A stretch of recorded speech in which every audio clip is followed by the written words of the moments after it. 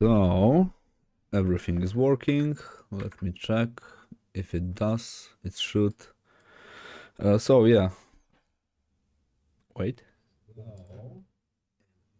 Yeah, it does work. Okay, I had to close several windows. So hello everyone. This is the first stream in this year. I finally managed to find some time for streaming and organize myself.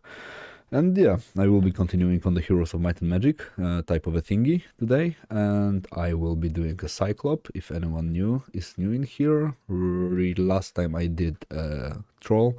I slightly adjusted some lines here and there, but not many changes were done. But I want to focus on a Cyclop. So yeah, this is pretty much what I will be doing right now. And there is... I guess I removed the reference, but yeah, it does not really matter that much, or I did not. So this is the original, and I will be doing the redesign or whatever, or something like this. And as always, if anyone has any questions whatsoever, feel free to ask them. I will gladly respond to them, and yeah, I guess you know the drill. So yeah, this is everything that I had to say, and now I will be just doing the rendering, because I want to finish also this bad boy. So the way I want to approach it is kinda to make it pretty much to look the same way as the troll does. So I think I will duplicate the troll layer to a new document, and I will close this one and view, arrange to up vertical. So this way I can more or less constantly see what I want to achieve, and also yeah, there will be just something to look at in the thing. And I forgot to switch to multi-stream, so yeah. And basically I hope everything is going fine for you, and that the new year is going fine, and that everything is fine. So now I need to kind of remember how to render everything. What brush do I want? Let's go with this one.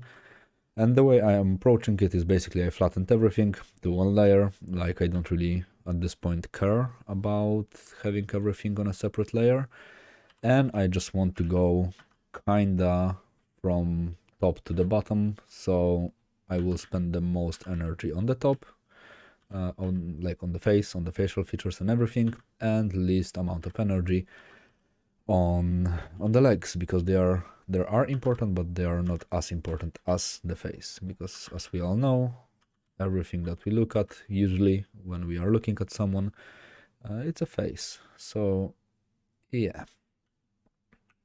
And also for the setup, what I want to do is just to paint over everything. Also, this is the reason why I connect everything. Hello, Rockcraft. Yeah, Happy New Year. Kind of late to wishing Happy New Year, but still, it counts. It's like 17 days overdue for me, so yeah. But I leave the lines underneath because I want to know what areas I have been painting on, and basically ensures me that I will go through like every single thing. So if there are some lines left, it means I was not painting in there, and if I was not painting in there, it means I have to go and paint in there. So this is like the general idea that I had. Like, oh yeah, I heard some stories about people, like, I mean, I don't even remember who told me this, but I guess it's like an urban type of a story in Poland, that one guy was going out for, like, coming back from a party or something, and he met a homeless drunken person, and when they asked, like, around, let's say, March or something like this, and when the homeless person asked, what time is it, this dude said it was like Happy New Year or something like this. kind of like made him like travel into the past. So yeah, legit way to joke about something. But yeah, a small side story from the web. And if anyone is wondering, this year I decided I pretty much won't be doing like anything like New Year, New Me type of a shit. I usually did, but at this point I'm like, nah, I don't feel like doing this type of a thing again. I will just continue doing what I do and hope for the better, hope for the best, and I will try to make sure that everything will happen. So I don't really have any New Year's resolution, but we will see how it will go, and maybe I will get some, because like in the last years I wanted to like learn ZBrush and learn this and learn that. Nothing worked. The only thing that kind of worked was the goals at the gym, so it worked, but also not perfectly. But yeah, but it is something. So not much really happening on this side. Oh yeah, it is making it definitely much harder than it needs to be. Oh, it used to be crazy in here, but they are not anymore. Like they wanted to keep the gyms closed, but the way they wrote all the laws and everything basically just make them like, we could laugh at anyone who was trying to organize it because it was so stupid.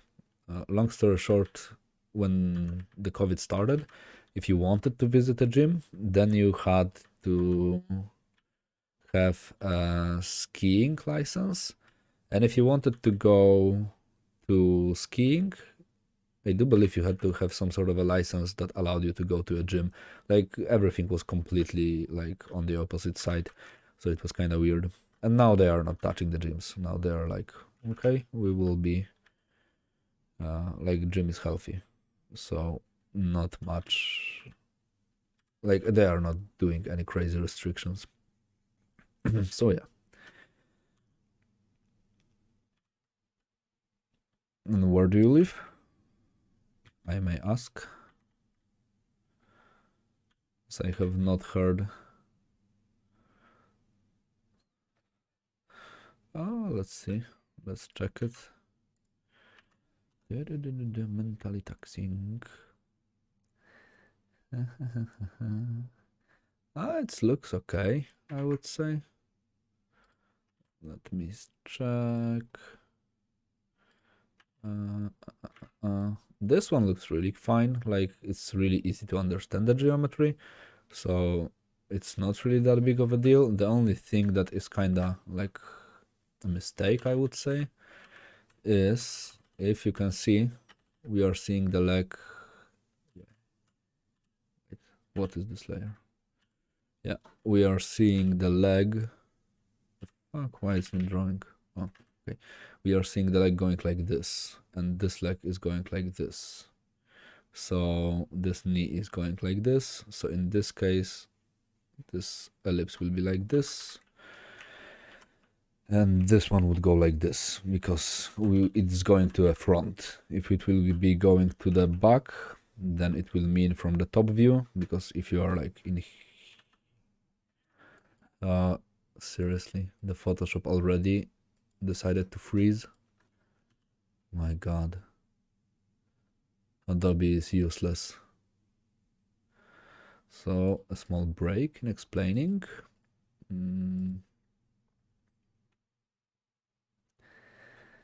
Yeah, okay. Let's keep it this way. So,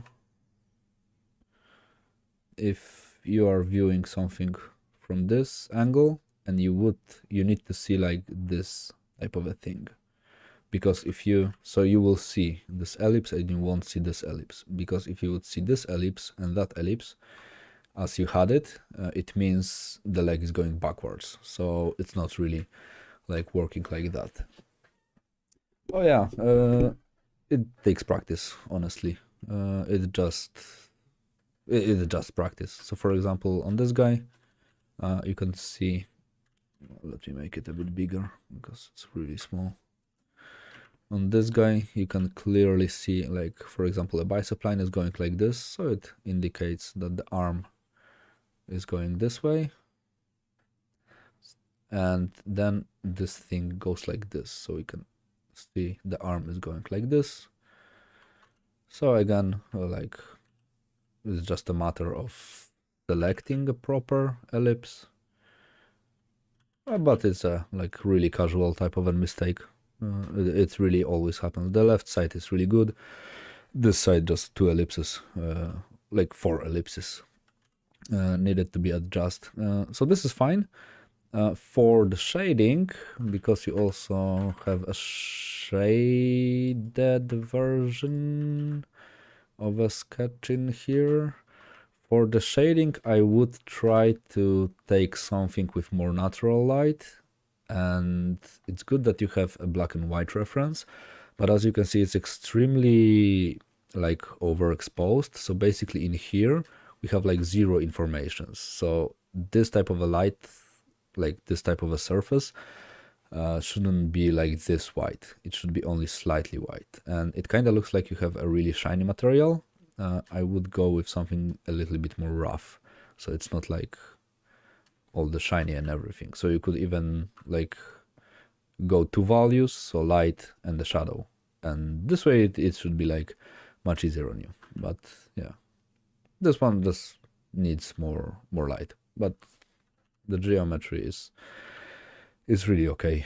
So I think, yeah, just continue doing stuff like this. And also there's no need to keep, I mean, it's okay that you keep the lines really clean.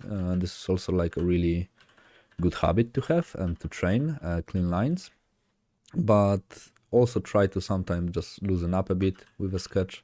So if you are doing something, just try doing something like this. If you did it, then fine, then I said nothing. But if you did not, just try being a little bit more sketchy. In the end, it will be just easier on you. And sometimes it looks even better if you are keeping everything a little bit more sketchy. But yeah, that looks cool. Other than that.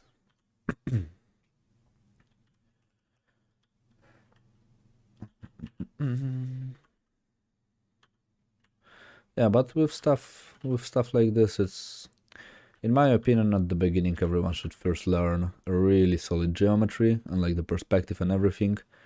Because if you know what you are constructing, and if you do understand what you are doing with all the lines, and like basically if you understand the geometry behind the stuff, I know it's not easy, but yeah, it's just like one just have to try to do it correctly, and at some point it will just like click in the brain. But if you will understand what you are doing with the geometry, then casting all the shadows and everything is like light years easier. Because if you have like the incorrectly drawn geometry, then like constructing a shadow or whatever is pretty much impossible, because like the base is valid. I never remember if valid is okay or invalid. I guess invalid is not okay. So I guess if the core information is not okay, then yeah, then constructing the shadows and everything don't really like make any type of a sense, because you will be just working on something that is flawed from the beginning. And I don't think it's like a good habit to work this way.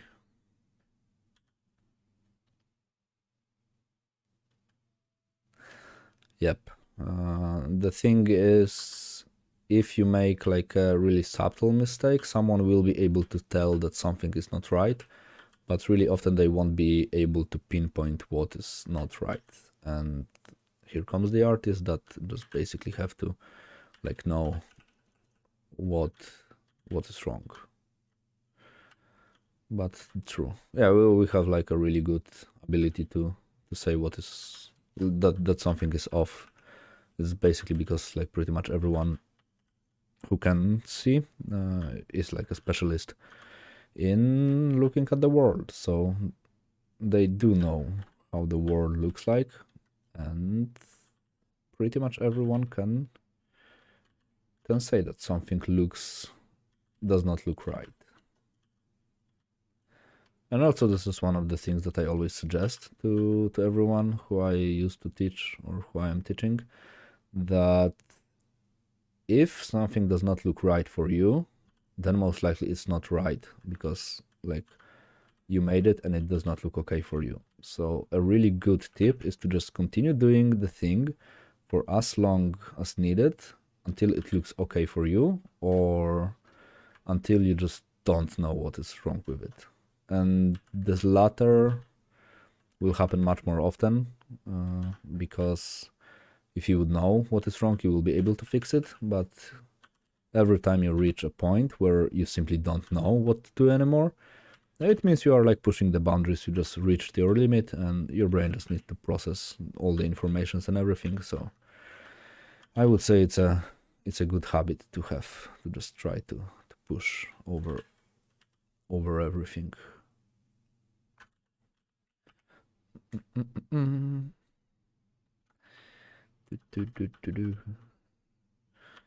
And from the other stories, today I got a third dose of COVID thingy, and a lot of my friends felt like shit after like the third one.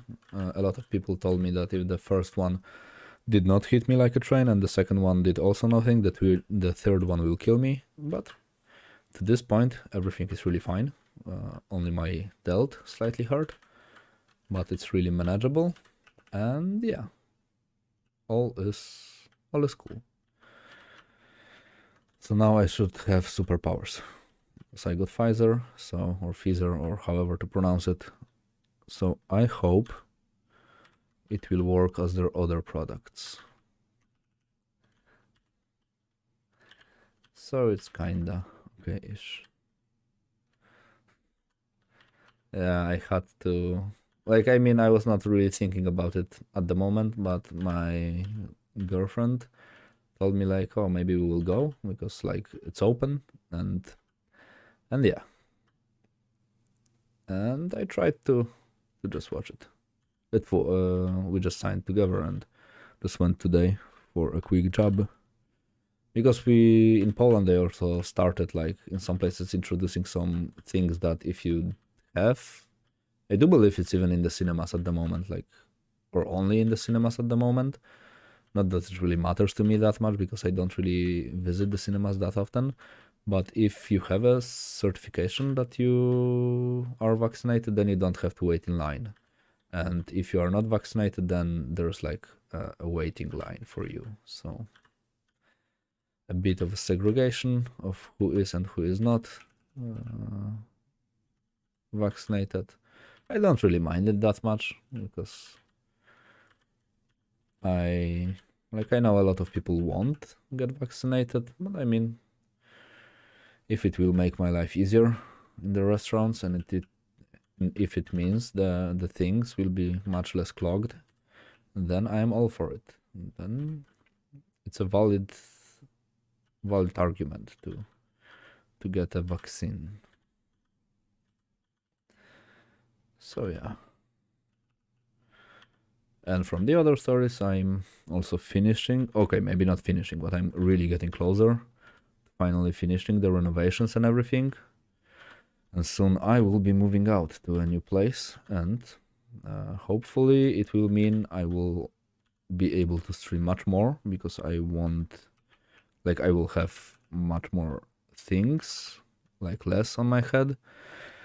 And this was also basically the main reason why I was not able to live stream, because I have a fuckload of things to do that I just have to do.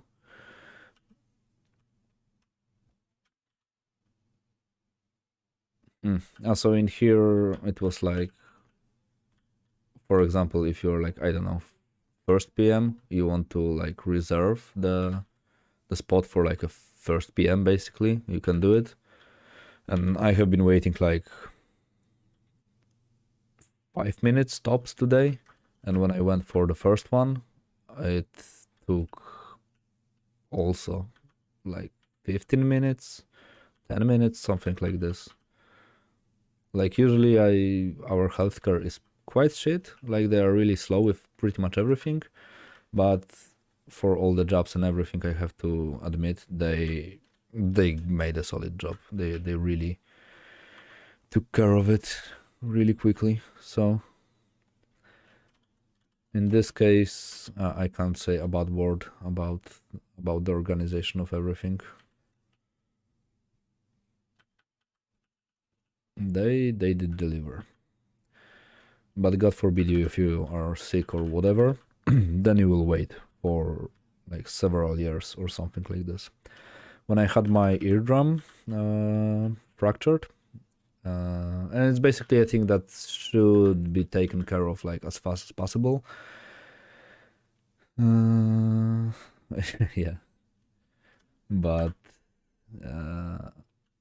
when I had my eardrums pierced, and I wanted to go for like free healthcare, they told me I have to wait for like 2 or 3 months for like the dude that is like taking care of ears and noses and everything. And in as far as I know, in 2 to 3 months, this thing can already heal up, and can heal up nicely, or can heal up in a way that it will like mess the shit out of my ear. So yeah, there they did not really outdone themselves. So, but well, you can't have everything.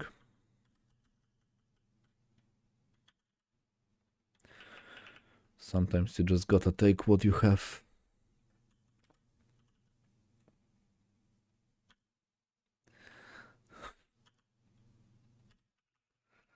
Stonks.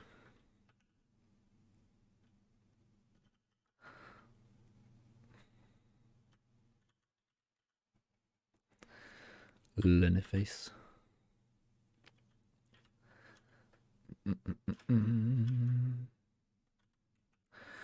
So for the teeth, for this guy, they will be all yellow. He does not really care about the hygiene, so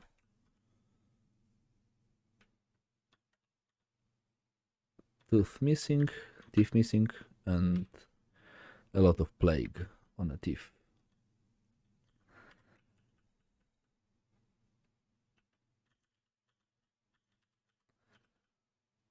So the gums can be like more black, I believe. Because also if you are like this huge type of a thingy, and if you, I don't know what he even eats, like I have not a clue what he could eat. With a troll, I can imagine it was like a sand or whatever. This dude, I kind of wonder what I will feed a troll if I had one. I mean, a cyclop if I had one. Meat will be too expensive. I will have to teach him to be herbivore. Because I will go broke otherwise.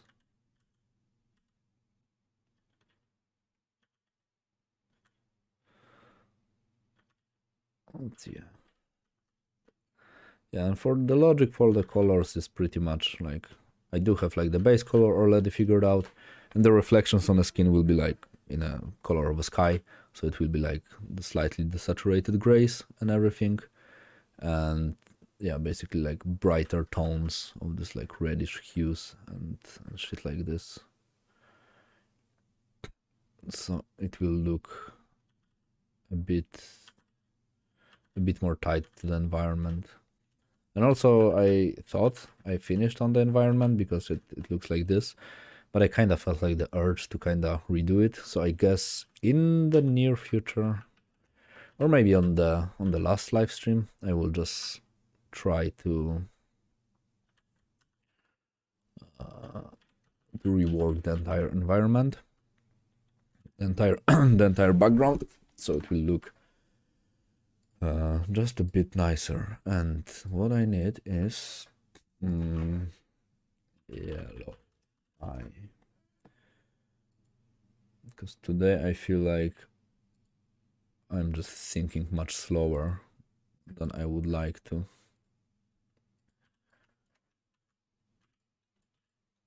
So what I want to do is I want to give him basically this hues. If you have a yellow eye, most likely it means that your liver is not doing really well. So yeah, yellow eyes are like not a good sign or whatever. And I absolutely forgot that I wanted to give him like the two of those like places next to an eye. So I will just color grab the thing and slightly adjust it to my needs. And also I kind of wanted to see the reference for the fuck it was called, eyelid, for the eyelid. So I was kind of missing on the shape, but yeah. And also recently I had a really cool classes at work with Basem about facial anatomy. So definitely I learned a thing or two, but I will need to like really deep dive into this topic, because there's like a lot of cool things that you can do if you really know how the anatomy of a face works. And he had tons of cool informations on like how to work with anatomy, how he does it. Later I will show his portfolio, because dude is really cool and has really cool projects and has crazy skills. So I just need to remember to keep it up. And also for this guy, the top part of an eye is in the shadow, because I want him to have like a really heavy, really strong, like an eyebrow. So his one eye is like really heavily protected from like the sun and everything. Because if it's like your only eye, and this is like the only eye of this guy, and if it will get damaged by something, it basically means you like pretty useless Cyclop, given the fact that he shoots lasers from the eye. So it won't be a good thing to not be able to do as a unit. Yep. I am actually replaying Dark Souls 1 at the moment, because in my first playthrough ever, I was playing without a fix on a PC and on a keyboard and a mouse. And because of the lack of the fix, I only managed to get to Ornstein and Smaug, or however to read it, and they absolutely annihilated my ass. And on my second playthrough, or third or fourth or whatever, when I installed the fixes and everything before the remaster version, then I beat the entire game. But somehow I just completely absolutely forgot about the Artorias DLC. So now I was like, I never did the Artorias DLC, so now I'm just trying to beat the shit out of Artorias, and he's beating the shit out of me at the moment. So yeah. The story is turbo complex. Like, the cool part about Dark Souls is you can absolutely ignore the story if you don't want it, but like you can just play the game. But if you want to really go deep with the story, there is this guy on YouTube called Vatividia. It's like through V. It's like, let me write it. I believe it's Vati V. Might be something like this. I don't remember. But if you will type this, you will find him, and he basically explains everything from the lore, everything that you might ask for. Like, he has a video about it. And also there is a Wild Pie 101 with the dump sheet guide through. Without dump sheet guides, I won't be able to beat the game, or at least quickly. And for the builds, I like heavy weapon, like double wielded heavy weapons. My first playthrough was pure dex, but I did not really like it that much. I really prefer just take a big weapon and smash everything around you. So, and it feels kind of more satisfying to just like slap something for like 600 to 700 damage. It just like feels a bit better. You can like discharge this mighty blow on something. It will just get annihilated.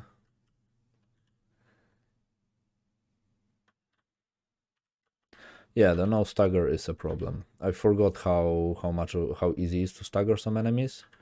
And yeah, of course, there will be some enemies that are like extremely much harder for the strength builds if you are like not like playing like crazy.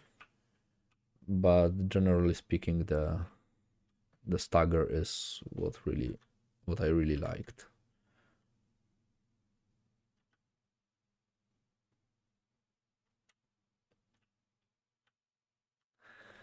So the stagger is a thing that works for me.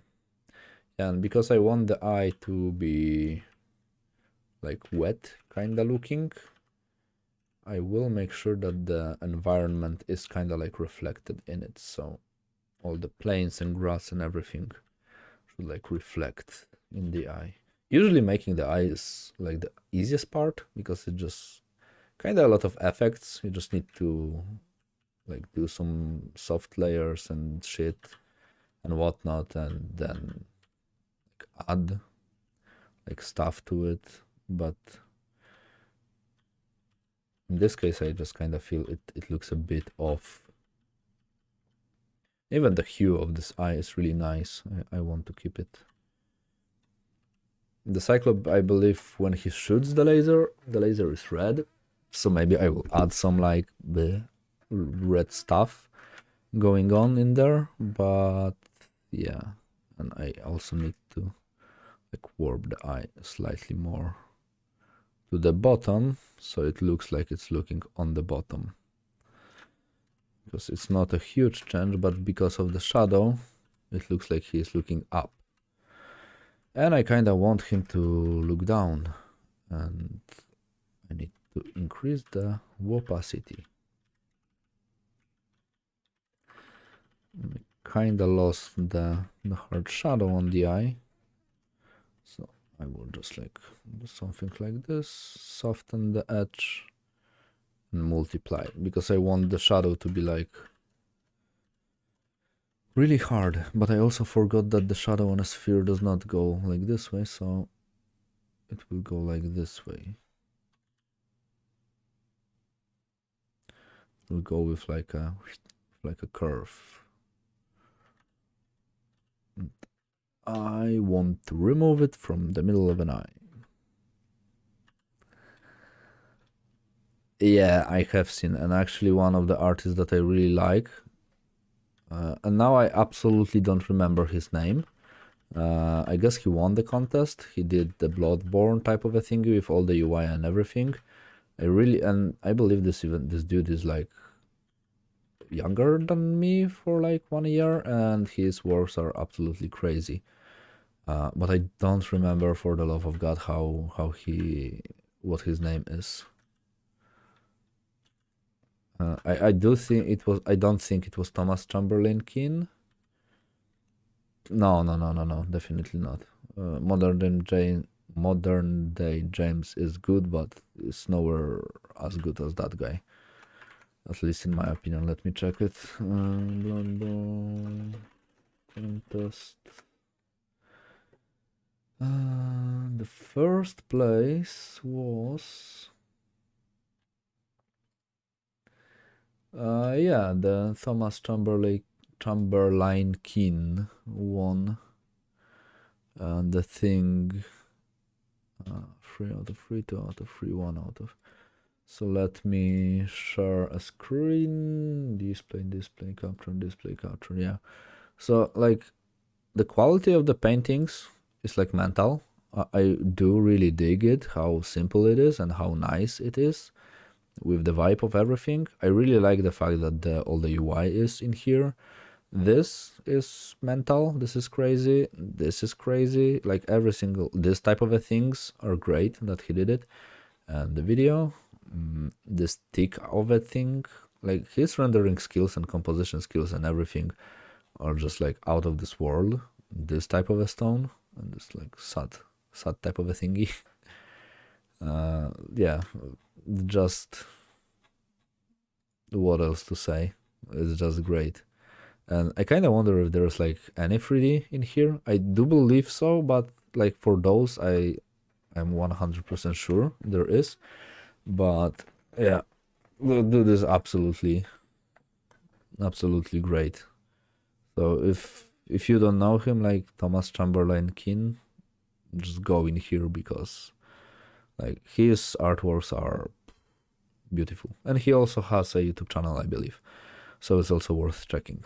And this is the first artwork that I have ever seen of him several years ago, 3 years ago. So yeah, this was the first thing that I have ever saw from him, and he is like he keeps delivering. Yeah, I mean, this is also one of the things that always bothers me, like the fuck you do to like reach this level. Like he created basically, I do believe fairly quickly, all the concepts and paintings and everything, because I have seen him working, like how he does it on YouTube and everything, and it does seem to be really quick. And in here I'm struggle to like make some characters, some monsters and shit. That is much easier than whatever he does. Yeah, I do believe I did. Well, I need to rewatch it now because honestly I don't really remember a lot from it, but I do believe I have seen it. Also, it was the first time when I found his artworks, so I need to refresh the memory. Yeah, a few weekends. On my weekend, I'm happy if I manage to like wake up at a reasonable hour, and if I will manage to like do something, I will need to rewatch it because yeah, the amount of work he is able to pull out is like mental. Well, also this is like the better you are, the faster you do things. So, and also if you are like really passionate about something, then it will go much faster. Because there are some projects that I have been doing that went like really smooth, really fast, really quickly, and everything was okay-ish. And there are some that were just like going slow, and they were just like extremely taxing and annoying, and just everything was not right with them. It just happens. But I mean, also if someone like can do only like art, let's say, for like a longer period of time, on the weekends you can really squish a lot of the things, but you just need to sit on your ass and do it. And on the weekends I usually do other things, just chill a bit. It's not the best in terms of like being, let's say, better artist, but it's good for like mental health and stability and everything. So yeah, it's a nice way to say I'm not working hard enough. So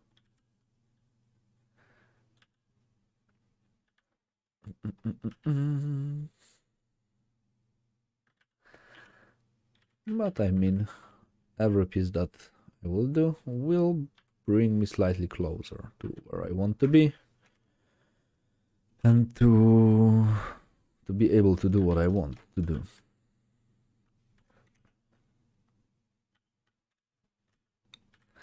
In the long run.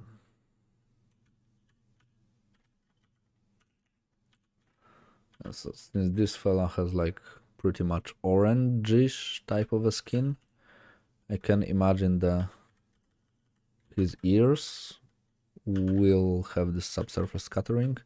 That will be slightly more orangish in a hue, because it's basically like the blood vessels visible through the skin if you like lit them up, but in this case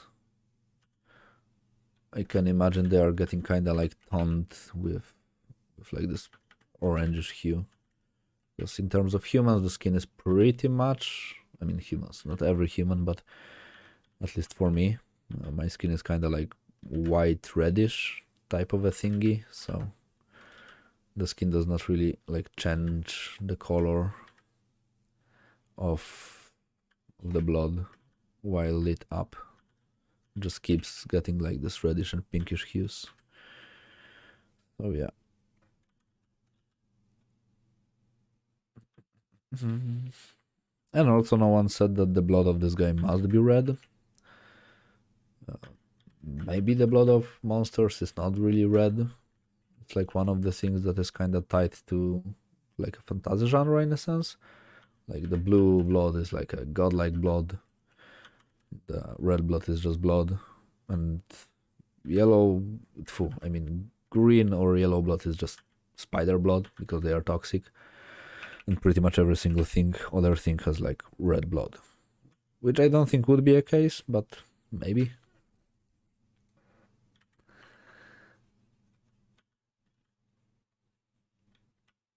I think I need to like fact check the thing.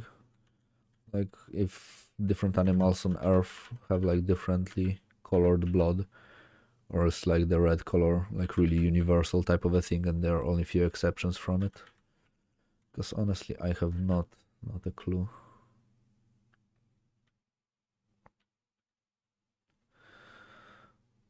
Yeah, but also for the art thing type of a thing, I do believe when I finally move out, I will be able to pull out much more work. Just because I would be able to like sit and just do the thing without like getting interrupted, but we will see if this will be a case or not. It's hard to predict what will happen.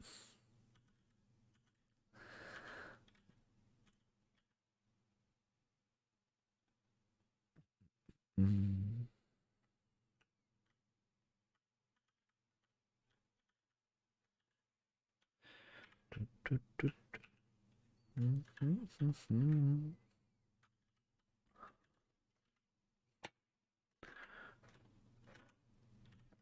Kinda like how this is going, but the shadows seem to be a bit too sharp. I kinda don't like the eyebrow. So let me liquefy it. Most likely, yeah. Most likely with my GF, but I do need to first finish all the renovations because still there are some things to be left to do. Mostly like reworking the walls and painting the walls, so like the dirty stuff is already done, is already finished. But a lot of like small things that must be done before progressing must happen.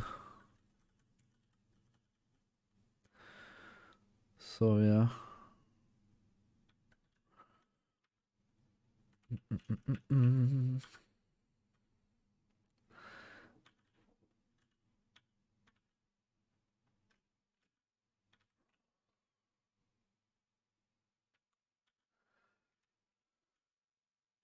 I also really like the tones that this reference with the eye has. It's like the right type of an orangish type of a hue that I wanted to use, so it does fit really nicely.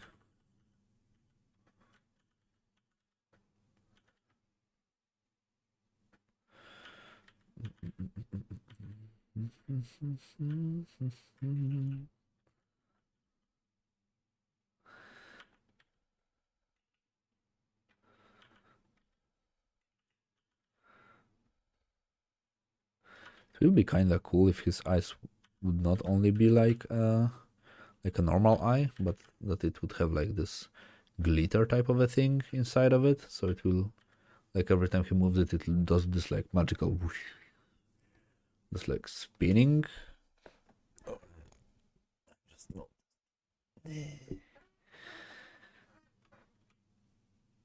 No, the upper part is the eyebrow. The eyelid is like kind of hidden.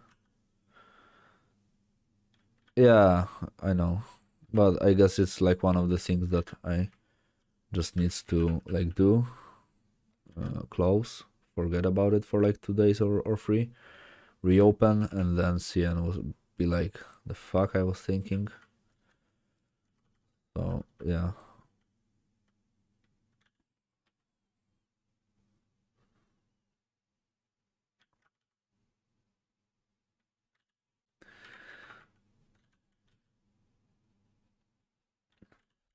So maybe I will do some sort of a like quick 3D model later for it, so I will be able to like check the hell I'm trying to do, hell I'm trying to achieve.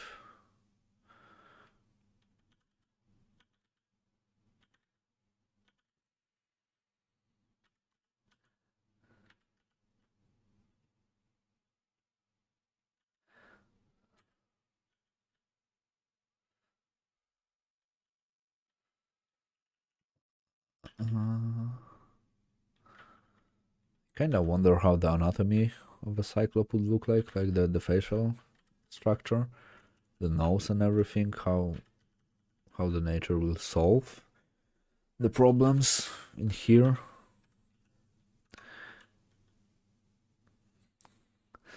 Yeah, Elden Ring will be great, and it is releasing like really soon, like in a month or something like this.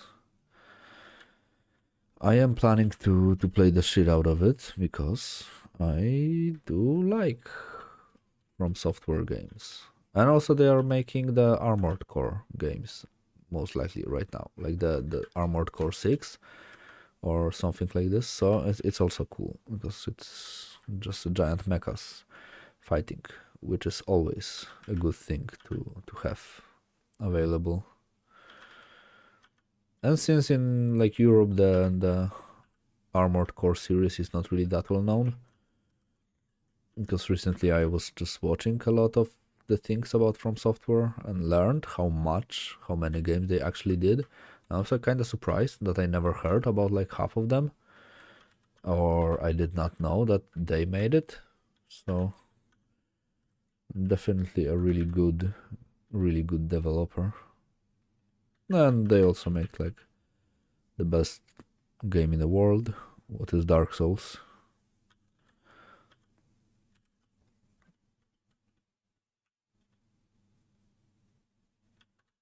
I don't think there are like tanks, just like casual mechas. Like kind of generic if you ask me at this point, but it's mostly generic because now if you compare the old games to what we know now, it's basically the direction all the mechas went with. So just like a giant battle mecha type of a thingies.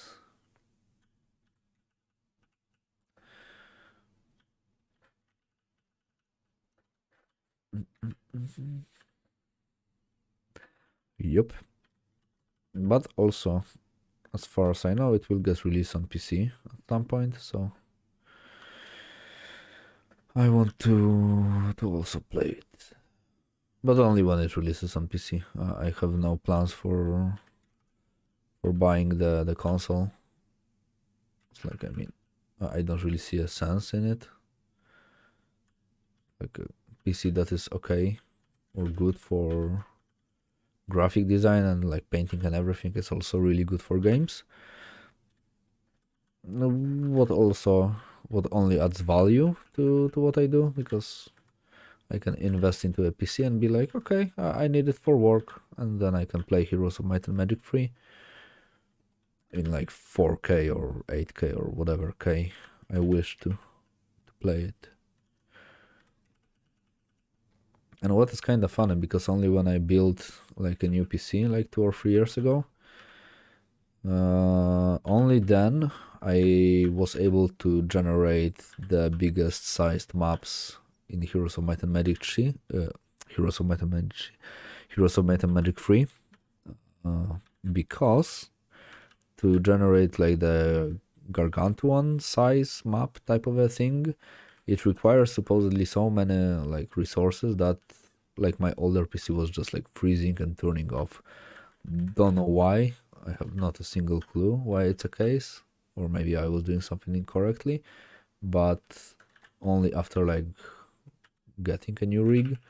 I was like, okay, now it's time to see if I'm able to like play this old game with like a really big map. And it turns out I was able to do so. So, oh yeah, this is also why I will never most likely get an iMac. Only if I would get one for work, but I'm not a huge Apple fan, and especially overpriced iMacs. But as far as I know, they like get the shit done, get the job done, and they don't encounter the stupid freezing problems and everything as Photoshop does on Windows, because the fact that it has not frozen since the last freeze is honestly a bit sus. It tends to like freeze regularly once it starts doing so. So yeah. So let me check. Let me check if the stream is working. Yeah, it does.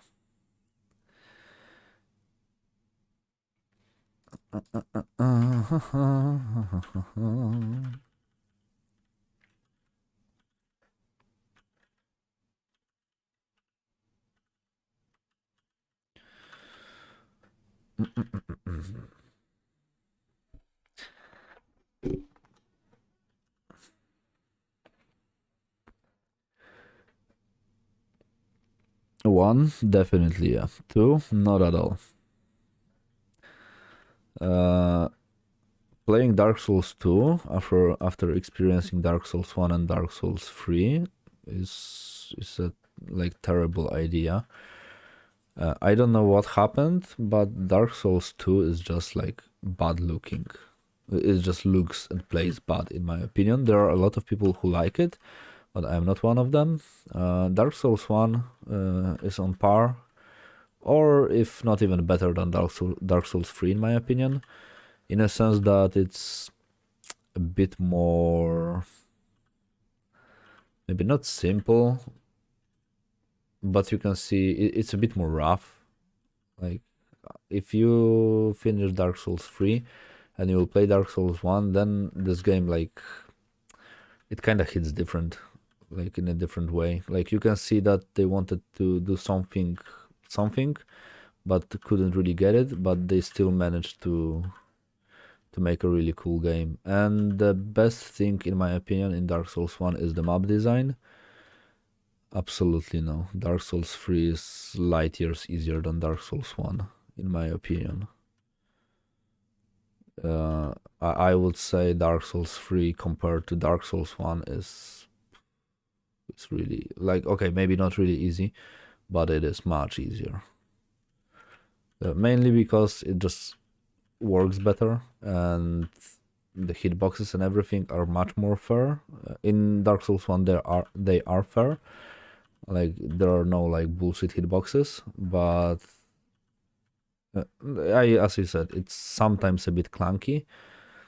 Dark Souls 2 on the other hand is like a shit fest. At least it used to be when I tried to play it. I have no idea if they patched anything about hitboxes, because you was clearly in some areas I was out of like reach or out of hit or whatever, and it would still hit me. And even the animations in Dark Souls 2 are like meh. They are like meh, as I could say.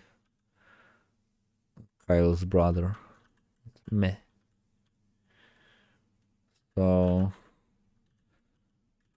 yeah, and like I mean there are some things that are nice in Dark Souls 2. Like I mean I enjoyed some fights, but also a big problem for me was that in my case, absolutely accidentally, really early in the game, I somehow managed to go to the No Man's Wharf, I believe, what is like semi-high level area or whatever.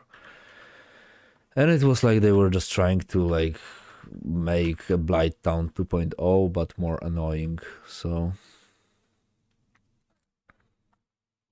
No. In Dark Souls 3, yeah, but in Dark Souls 2, they did not. In Dark Souls 3, I would say hitboxes are extremely fair. In Dark Souls 2, they are not. And I just don't like Dark Souls 2. It's just. I will give it another shot, like, after I beat Dark Souls 1, because I need to, like, demolish Artorias and Manos and. Manus. And the dragon and the painted world of Ariamis, I believe, or Ariandel. I don't remember what game had which painted world, but yeah, after doing so, maybe I will give another try to Dark Souls 2, because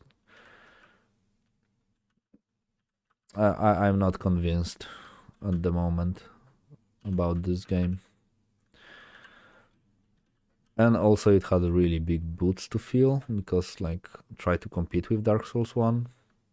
And I even think the authors don't consider the lore of Dark Souls 2 to be canonical. I think, like, the things that are in there are not, like, considered the things that really happened. So yeah. And as I said, like, in my opinion, everything feels weaker, from the designs through the, like, everything is just worse. But it's just my opinion. Still, if someone likes Dark Souls, they should try it, because maybe it will work. Maybe it will work with them. No one knows.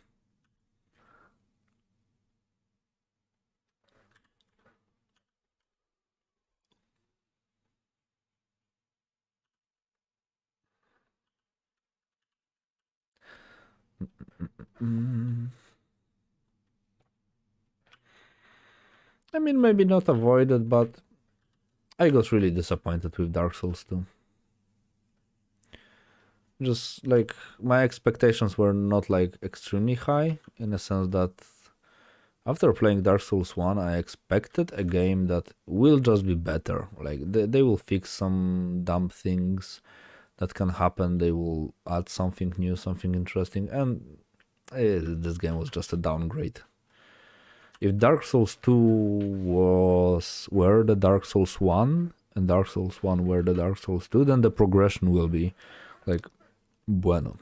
And I'm out of frame again. And then the progression would be bueno.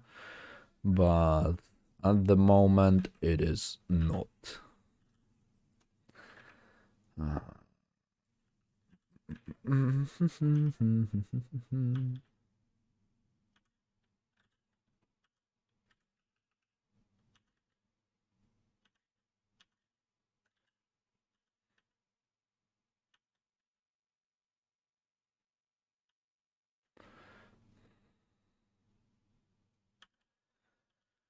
Dark Souls.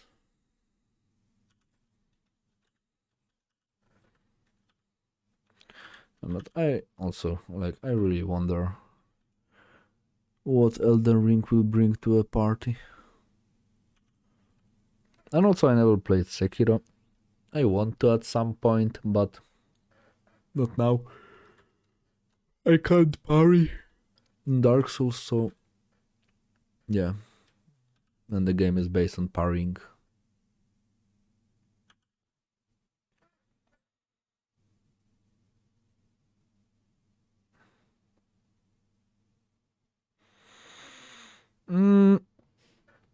Yeah, but depends on the build a lot. And depends on, like, how well you know the movesets. Because in my case, when I was playing, for example, on a strength build, there is this boss that is called Crystal Sage, and it's like the easiest boss in the entire, like, series. You just, like, smack him 2 times and he dies. But on the recent playthrough, I decided I will play as a sorcerer. And honestly, the Crystal Sage was the hardest boss I have ever fought in Dark Souls, or the most annoying one. And I just had to level the shit out of, like, my characters to just, like, mutilate him, because he was so annoyingly resilient to any type of like damage or whatever. I just couldn't do a thing to him. And if you don't kill him quickly, you will have a really bad time. Now I need to find a chainmail photo because I am not painting a chainmail from scratch. So I'm wondering if I want to have a chainmail texture.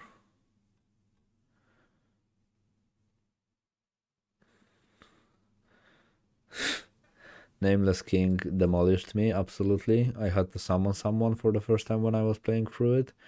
I was just like... I reached the spot when I... wait, trying my texture. That I just wanted to like go through and find something else. Incest Brothers. I never heard this, but yeah, nice one. They were okay. Somehow this was a boss that I managed through with relative, maybe not ease, but it was not like terrifyingly hard. But maybe I was over leveled or whatever, or maybe I just like liked their moveset. Also, the thing is, when I started playing Dark Souls 3, I already was watching a lot about Dark Souls, like really a lot. So maybe this was the case why it was slightly easier on me. I can't find any good photo for a chainmail.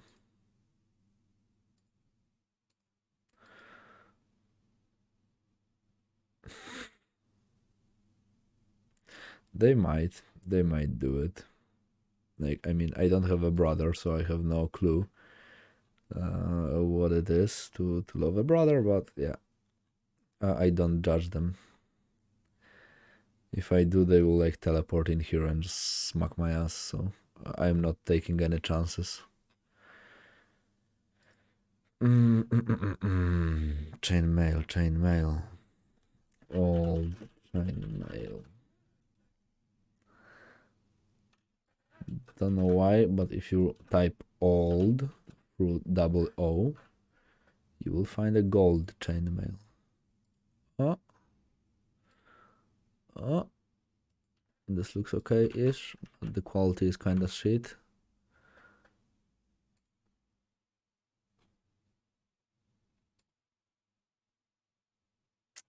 Every single photo is blurred. It's like it's 20, like first century, and we still don't have like sharp photos of stuff. I'll take this one. This one looks okay-ish. Hello, Michał.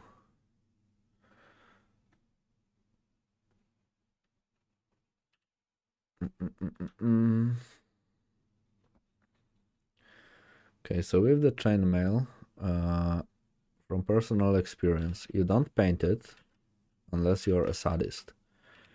If you are, then just go ahead and paint it. But if you are not, just take something like this, do something like this, and just warp the shit out of it, because you will suffer if you will try to paint all the chains and everything. It's like, it can be done, but it requires a different level of patience, and taking a photo with a texture will give you much better result much quicker, and you can always overpaint it and it will look just better much faster, especially if you are going to overpaint it in a way that you will kind of replicate all the like the things that is happening in here. You can use brush, not smart brush, how it is called, mixer brush tool for it, and soon I will do just this. And also this chainmail in here has maybe not a perfect color, but a really rich color, and I do really like the richness of the values. This is kind of a thing that I failed in while doing the troll. I did not feel the values were like rich enough. So it looked kind of off for me. And also, in this case, this dude can have like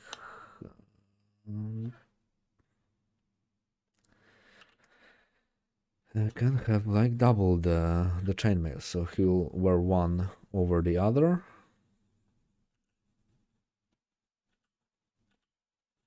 So the top part is not necessarily needs to be connected to the bottom part, so they can like overlap like each other. So yeah, it does make sense for me.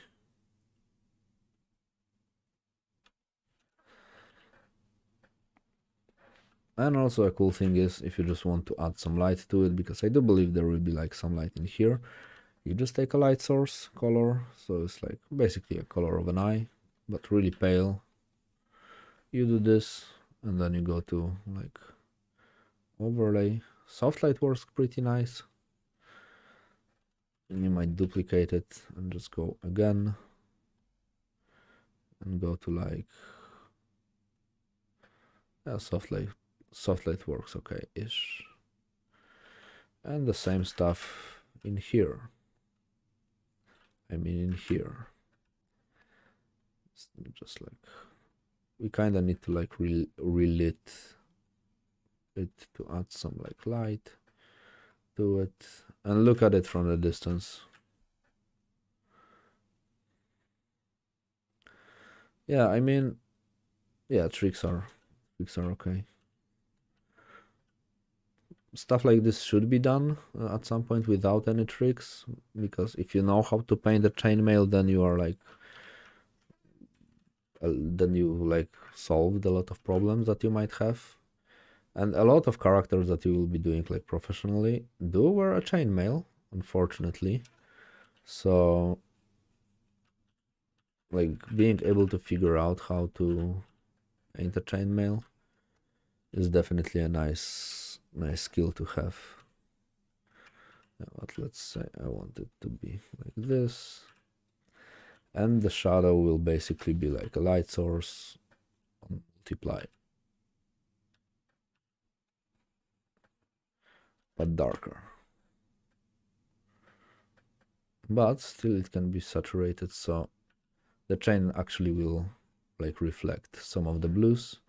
And on the stomach area, not necessarily the blue will be like the hue of a reflection, but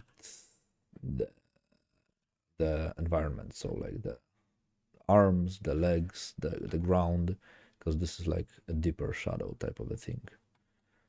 Shadow, I want it to be blue-ish, only on the top part of the chain, so like only in here. And if I were to paint the thing, I would take chain brush, and yeah, and I will just grab a thing and I will just try to paint with some chains, just to have this like texture of a chainmail to appear in here.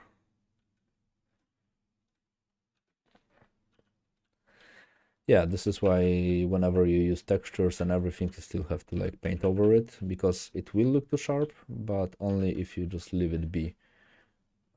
Because usually the stuff like this, when we look at it, it tends to look like really jittery. I don't know how to kind of say it, but it tends to look like a lot of small like the stuff like this. So we don't really like, as I said, how to say it best. If I paint with it, like with a chain over this texture, it does not really change the perception of a texture, because this is like a lot of those small things are still going on. So I'm not necessarily destroying the pattern or the perception of a pattern. Maybe this is the way how I can say it. I kind of want to emulate the feeling of a chainmail instead of painting every like single chain. So yeah, I don't know how to say it. But you need to overpaint on everything that you use photo textures with on, because if you don't, then it will look weird. It will look like out of place. And also by overpainting, you will also simplify some areas and whatnot. So yeah, because you can see in here we know it's chainmail, but we don't really see all the individual things on a chainmail. So we just need to take it for granted that it is a chainmail.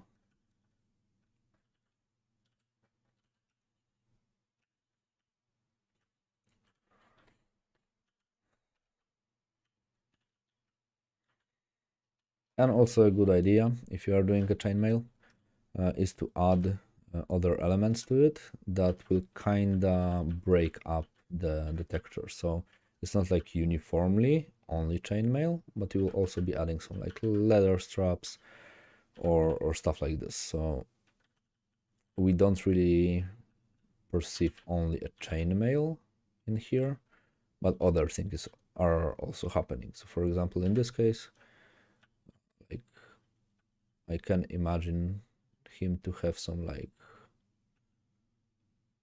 stripes of like leather on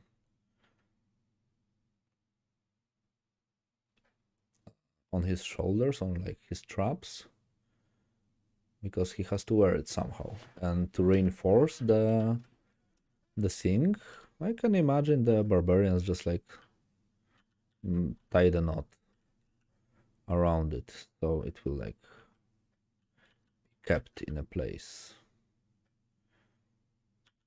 And this type of things will definitely like kind of take some attention away from the texture. But yeah, to make it like look nice, you still have to like overpaint it.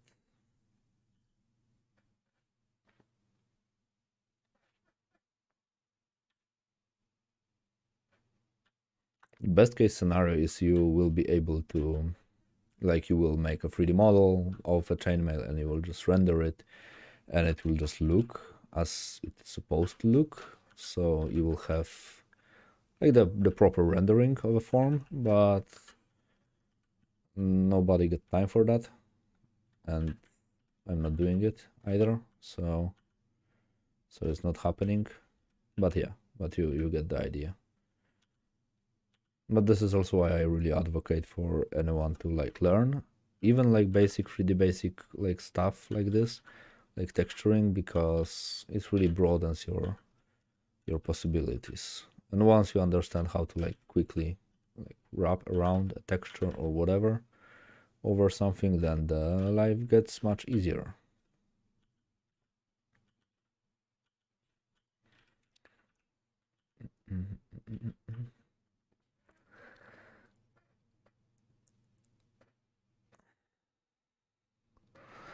I'm still fine with it. Like, I do think it's cool way to monetize things, but the big companies are greedy, and yeah, just like you can expect, they will try to jump on a hype train, because with all the loot boxes and everything banned, I do believe this will be like a perfect way for them to like wiggle between some laws about the loot boxes and whatnot. So they will be able to include loot boxes anyway in the games, but they won't be loot boxes because they will be NFTs. So I'm not surprised at all they tried to jump on it, but I feel it's fine. I have not sold anything yet. Maybe I will at some point, but again, I feel my opinion about it has not really changed that much. I have seen some friends of mine to make. Yeah, I have seen some friends of mine to make. It's a really hard thing to say.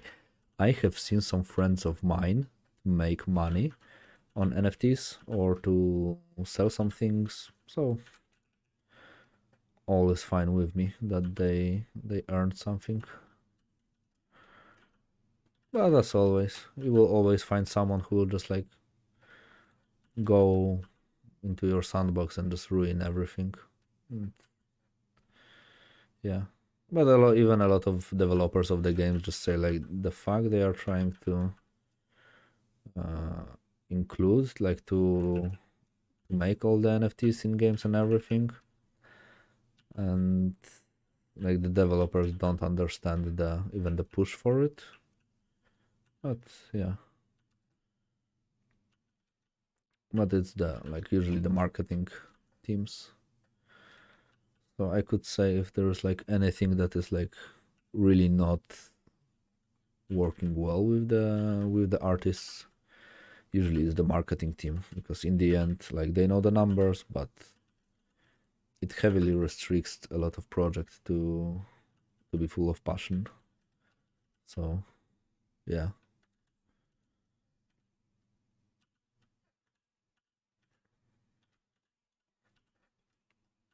And even now I was invited to some sort of a like new gallery.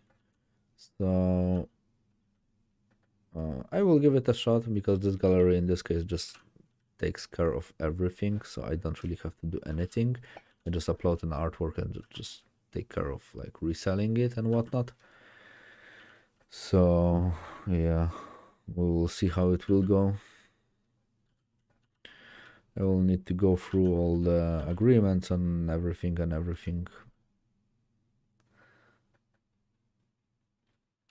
to see how it does work.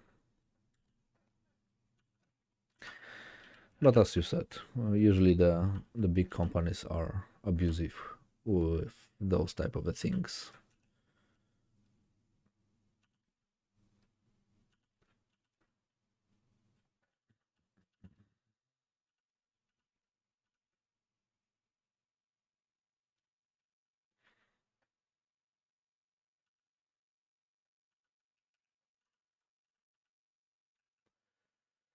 Do I have the references? Yes, I do.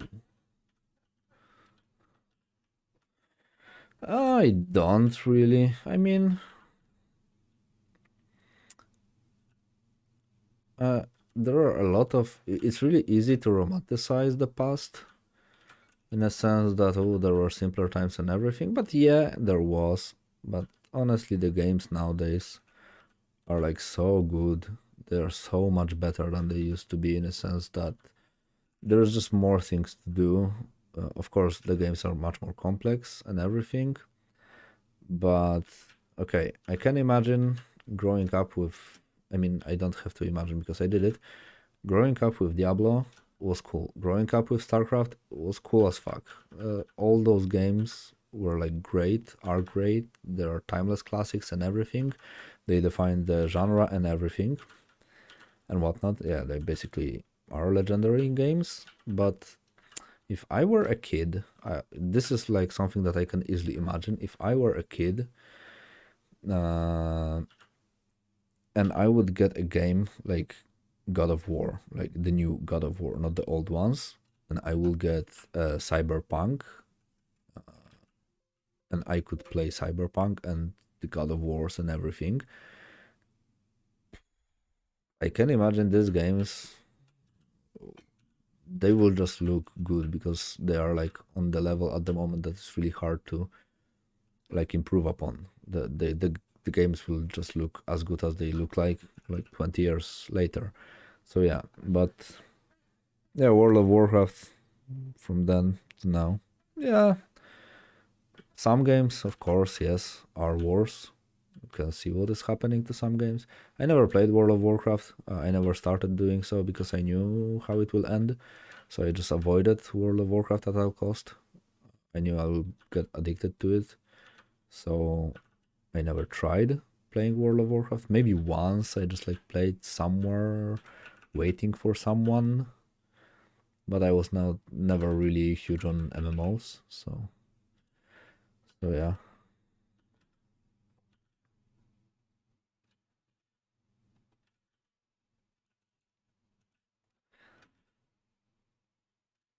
Mm, but honestly, I do believe, yeah, the games are doing well right now. It's like not the games that if I would say that I miss something, it's like not the games. It's like a lot of people are saying right now. It's the feeling that you had while playing those games. So this is like the tricky part about growing up. You just like don't look at the things the same way you used to. So yeah. Like I remember playing Gothic, for example, Gothic 3. That is supposedly like one of the buggiest game ever. Like this game was a shit show when they released it, and it was at times when getting a fix for a game was not so simple. You just had to like buy a magazine with codes in it and files and CDs in it to like fix a game. So fixing bugs in a game was not like give me a patch 10 minutes after like after a game launch or whatever. And honestly, I don't remember this game being bad at all. It was cool. I had not encountered any bugs or anything in the entire playthrough that I remember that I did as a kid. It was just a great game. And now, just the expectations are much higher since I know what games can do, what they shouldn't do. It's always a little bit more analytical instead of like just having fun.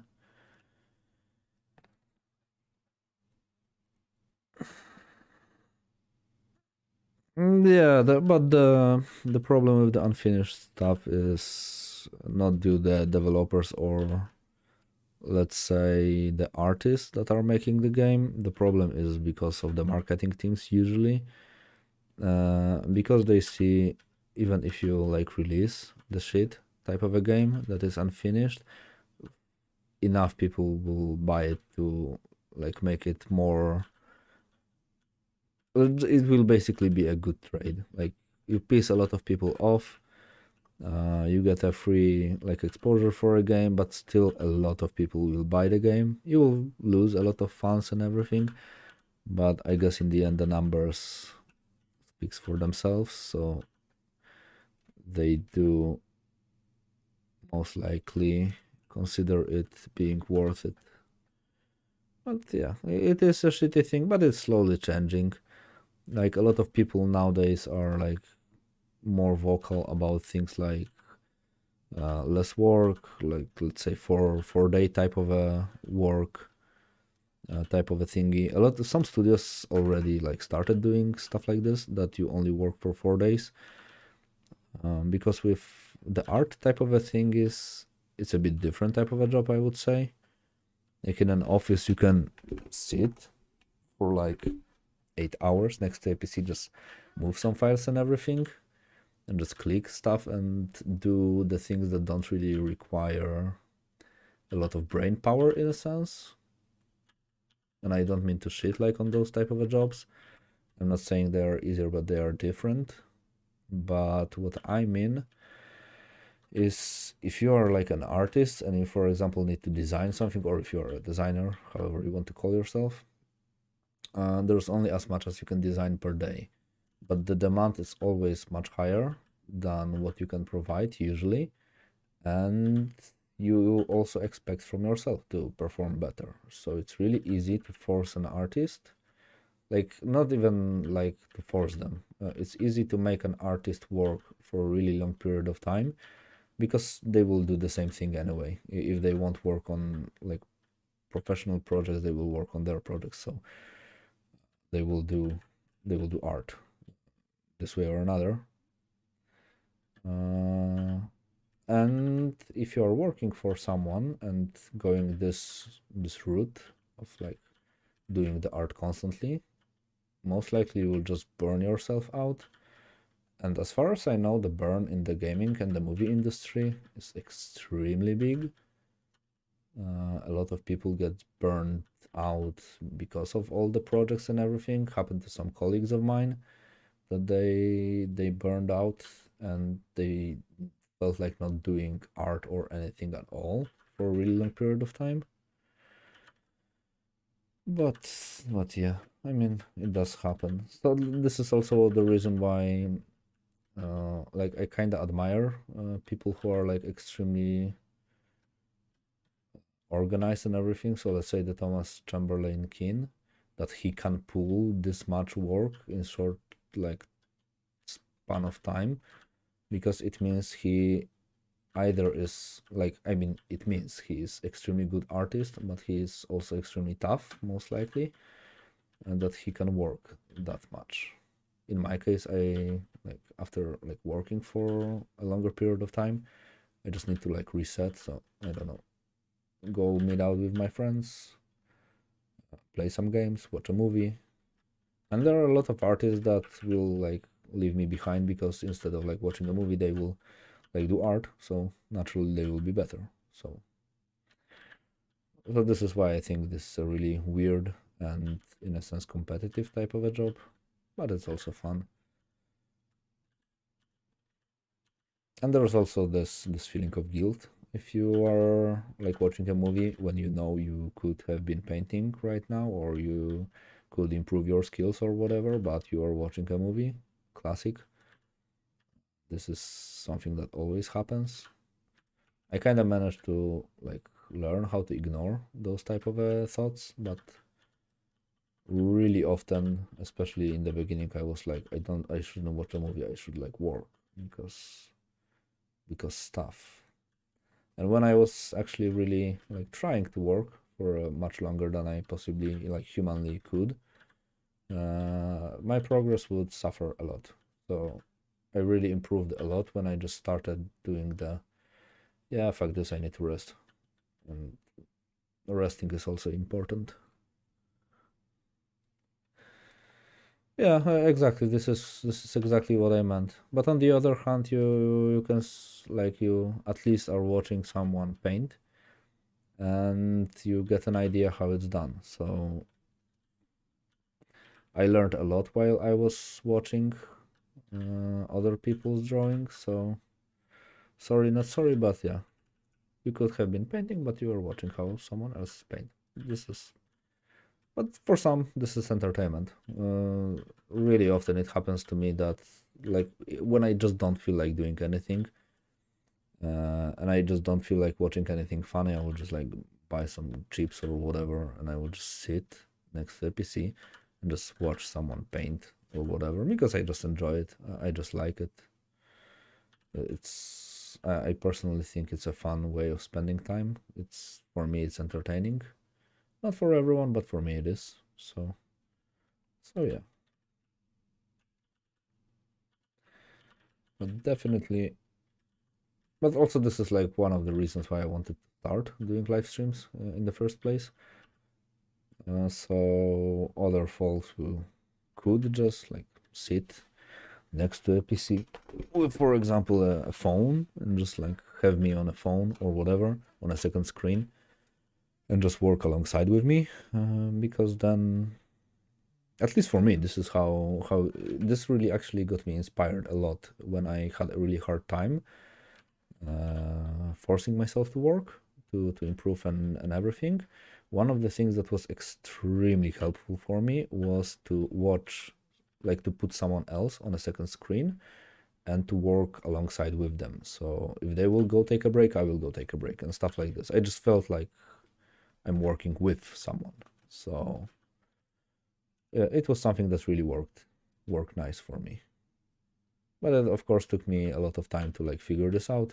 It was not that I knew I will like to work like this. I just had to figure this out on my own, and had to find tutorials that I really liked, because when I'm just trying to work on my stuff, for example, I hate watching tutorials that explain like, and now press this and that and do this and this and do that and that.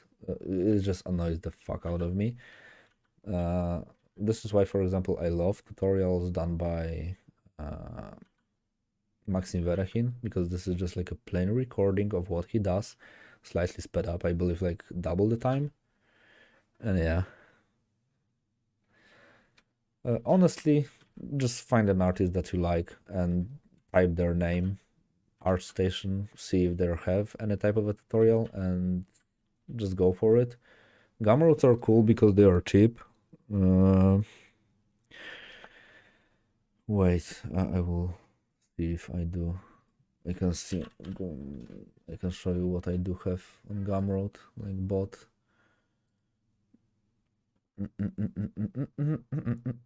Because so display. So for the things that I have bought, it's like free button thing, Taya, free textures. Stephanie Uta Richard has a lot of cool things. Once he, Stefan is he, released all his tutorials for like free, so I grabbed them and I like used 2 or 3 of them. I bought 2 of them from him, so they were really cool. He does know a lot of tricks. The Brad Rigney tutorial is great, like the hack spawn, I believe it's called the hack spawn. Darken tutorials are extremely cool. They give a great insight on, for example, how to become a Magic the Gathering type of an artist. So let me see, Darken. He has a lot of tutorials, and they are like reasonably priced, like $6 for a tutorial. This is like extremely cheap. So definitely Darken is a good place to go. Maxim Verachin have some cool like just process videos. So if you like the MTG artworks, Darken is the way to go then, because he does not only have like a lot of cool tutorials, but he actually explains what he does. It's not only like a process. I really highly recommend David Raposa stuff. Raposa tutorials are out of the world, like out of this world. On Gumroad he has like 4 of them, but he does have a really old YouTube channel with like the most videos in 420 360p or whatever. Hello, Mikołaj. And he does have a Patronite, so you can give him like $10 or whatever, and he updates the Patronite really a lot. So definitely him, I recommend.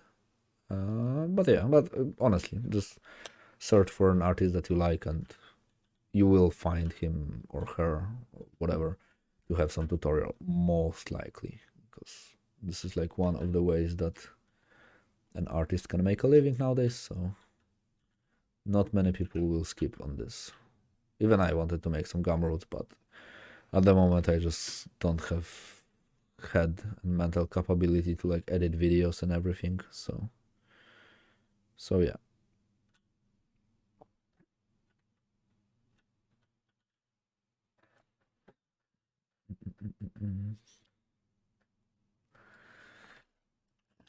Let's see who you like. Nikosej Iva. Oh yeah, Todor Christoph. I do know his stuff.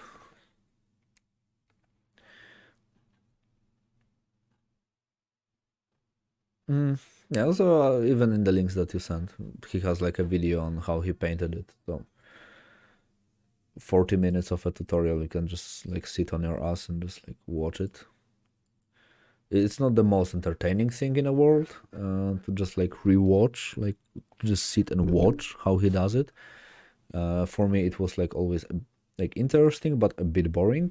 So really a go-to for me was to get a second screen, and I would work, and on the second screen someone else was working, and I would just like glance from time to time, and I would be like, oh cool, and just go back to work. And this way I can also rewatch the same video like 20 times, because I will get interested in the video in a different time. So it will mean that every single time that I watch it, I will see something new, most likely. And it works for me. So for example, like when I got a 2 hours video from Maxim Verachin, I easily watched the video like 6 times, and every single time that I was watching it, I managed to like pick on something new. because I was just like having a different. I was just getting interested in the video in a different time. So yeah, now I'm kind of experimenting with the brushes because, for example, those brushes that I have right now are from the Hackspawn tutorial from Brad Rigney, and his brushes are really cool to do photorealistic stuff. So I will just see if I can use those brushes to my advantage. It's like looking through my library kind of reminded me of it, and I feel it might improve the thing, the render ink.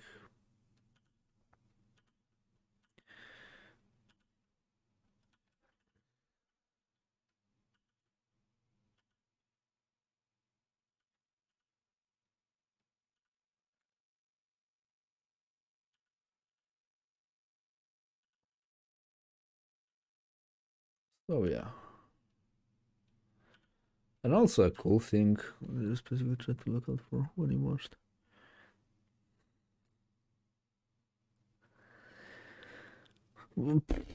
Honestly, it's a turbo hard question because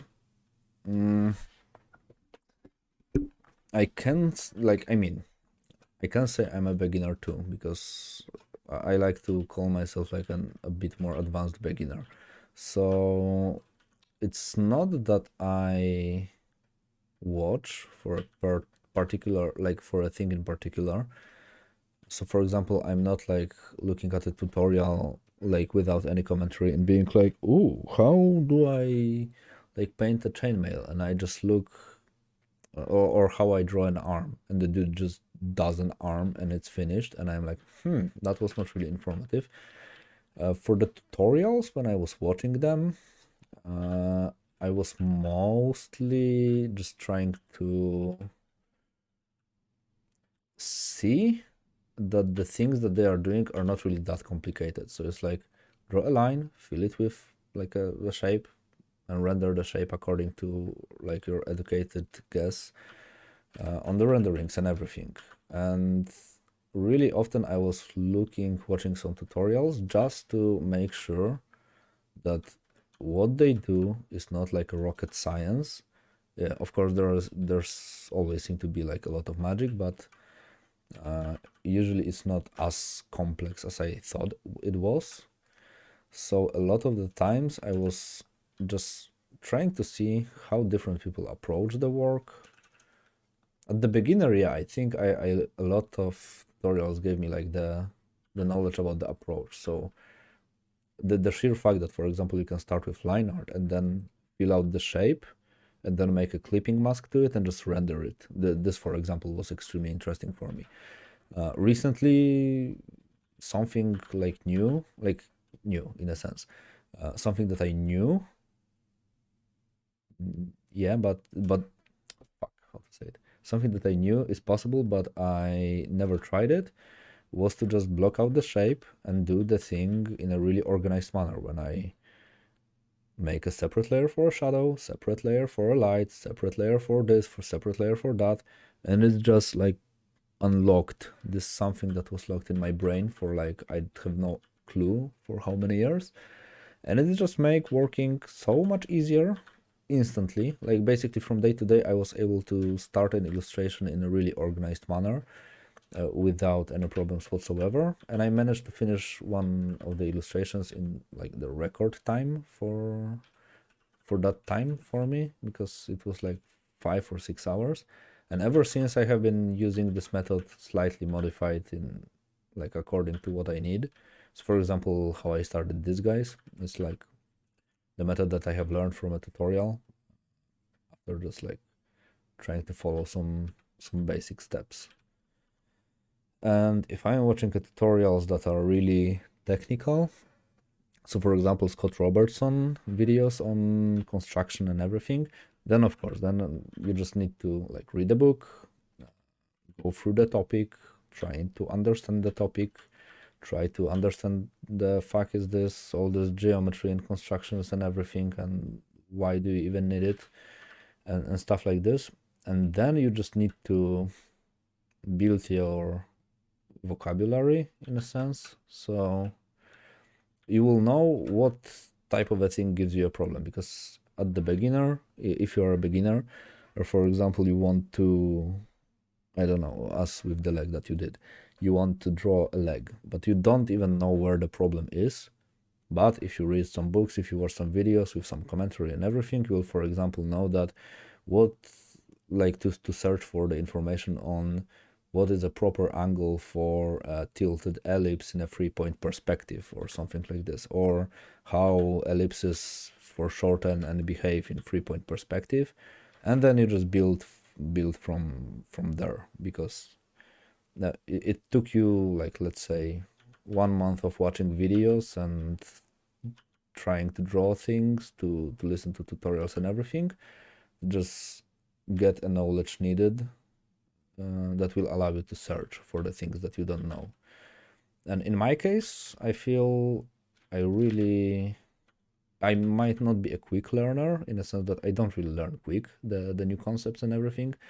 I tend to learn kind of quick the software, but when I was trying to learn the geometry and everything, shit was like slow as hell. I was not like really bright with all this. But the thing is, I do know a lot of like terms and everything. So usually when I do have a problem, and it does not really matter what type of a thing I'm doing, I know what to search for, like where the problem is. And it's mostly visible to me with all the 3D work. So when I do something in 3D and something is not working, I know what is not working, but I don't know why. And it just took me like several, let's say, years of just like sitting and watching some people doing stuff in 3D. Even though I'm not a 3D artist, I do enjoy working in 3D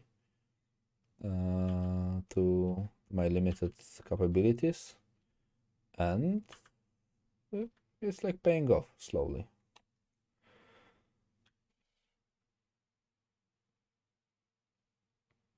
With like, no, I'm never confident. Like, I'm confident I can draw a box in like one thing, or that I can draw an ellipse, but I'm confident about it only when I draw it.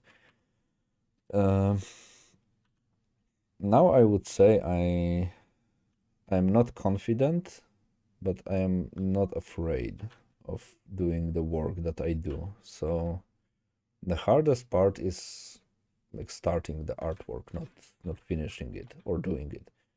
Because like, yeah, now I'm absolutely not confident in the chainmail. It looks like shit for me, so I need to work on it. But I'm not afraid to fail with it. It's a normal thing. At the beginning, you just won't like what you are doing.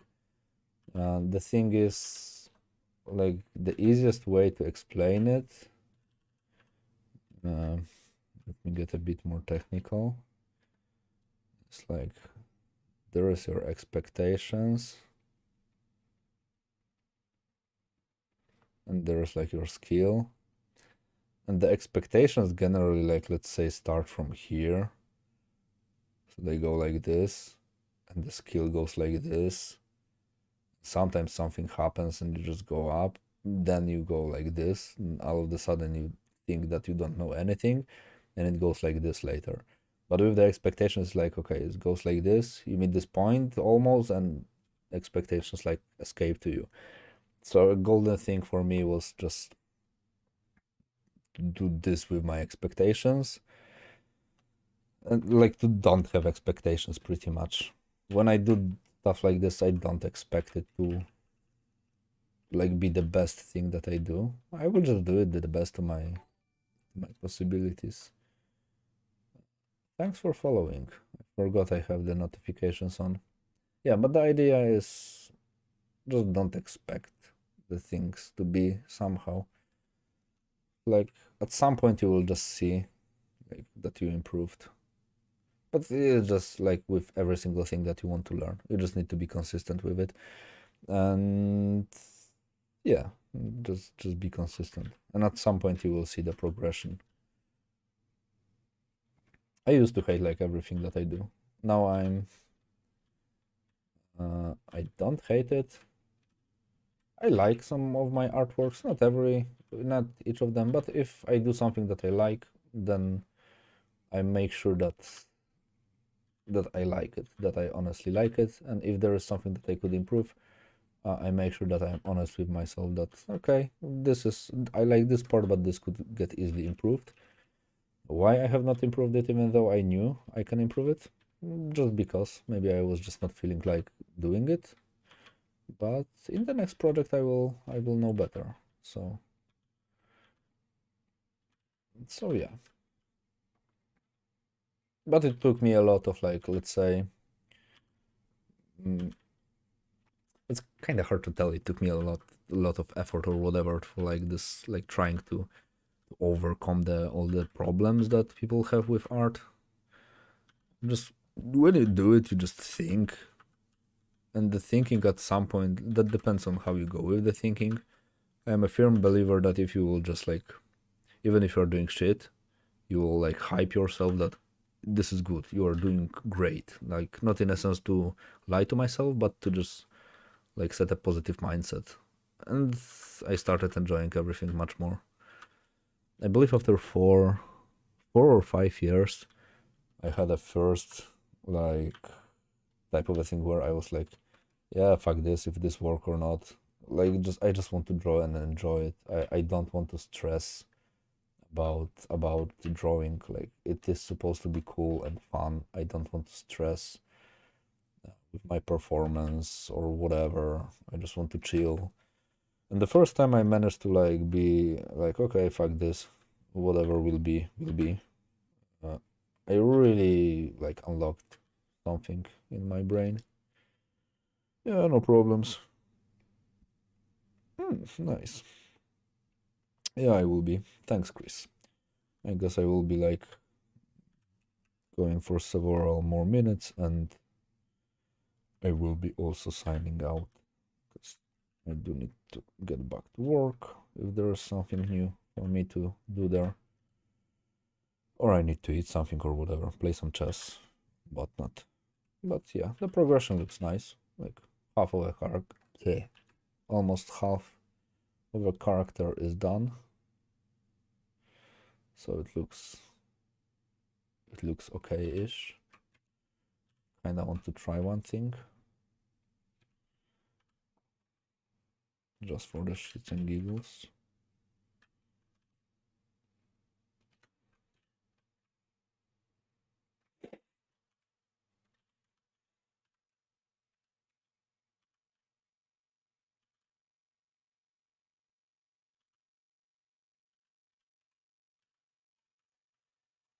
Yeah. Cyclops should be a cyclop for a reason.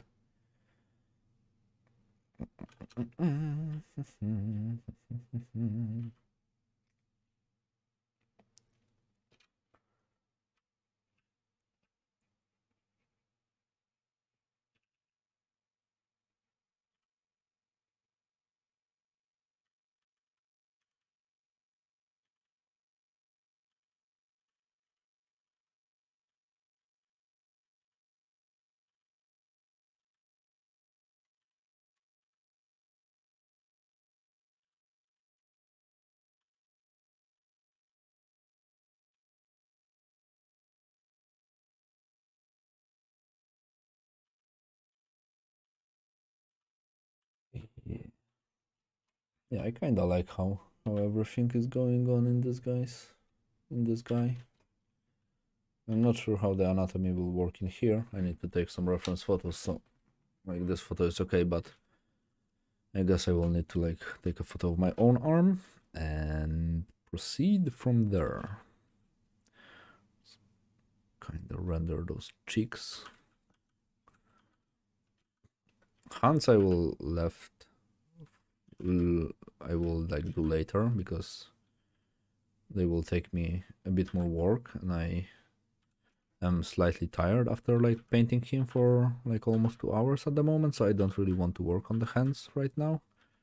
But the legs are much simpler, especially since I have this really nice reference with this like really cool cool skin tones and everything.